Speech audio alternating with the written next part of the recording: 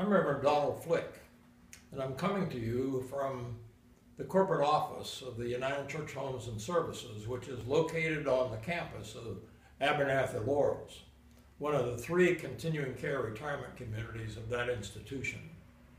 And let you know that I spent 17 years as part of this important ministry. The United Church of Christ was brought into being through the Evangelical Reformed Church and the Congregation of Christian Churches. And the Evangelical and Reformed Church is the unit that brought into being United Church Homes and Services. It was incorporated in 1960, but the first unit was not constructed until 1971, although it came into the Southern Conference through the Southern Synod of the Evangelical Reformed Church. The Evangelical Reformed Church had a passion for benevolent institutions. Everywhere that church went in the United States, it looked for opportunities to start children's homes, homes for the aged, hospitals, and educational institutions. United Church Homes and Services is not the only benevolent institution that came into the Southern Conference through the Southern Synod of the Evangelical Reformed Church. But there is Nazareth Children's Home, Catawba College, Johns River Valley Camp, Boiling Rock Assembly Grounds, and along with these institutions, 70 congregations and nearly 17,000 church members. Now, the Evangelical Reformed Church had a really interesting time in helping to bring in the Southern Conference because it was itself a merger. The Evangelical Synod of North America and the Reformed Church in the United States came together in 1934 to form the Evangelical and Reformed Church.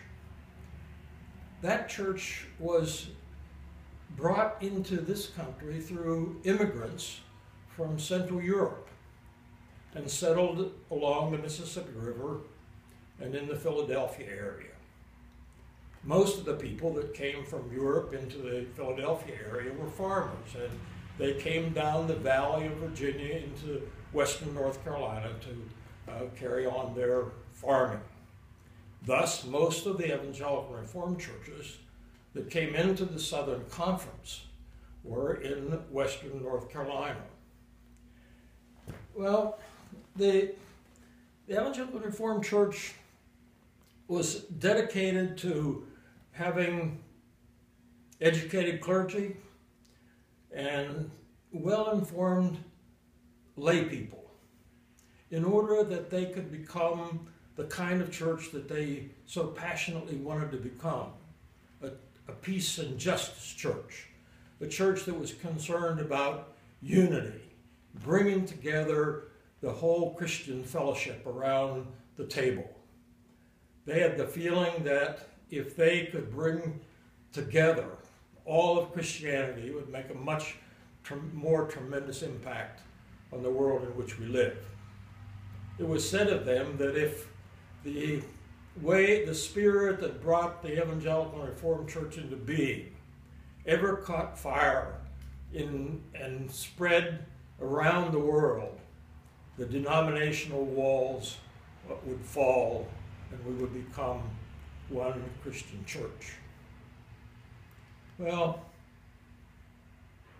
we're proud that the Southern Synod of the Evangelical Reformed Church came into the Southern Conference because it brought organizational strength, it brought benevolent institutional strength, it brought the spirit of unity. And these things still exist in this conference, this Southern Conference, because they became so much a part of us through the Evangelical and Reformed Church. We're proud of that heritage. We're letting it shine. We let it continue to shine wherever justice and peace and unity are needed in this world, where the light of Christ indeed makes a difference.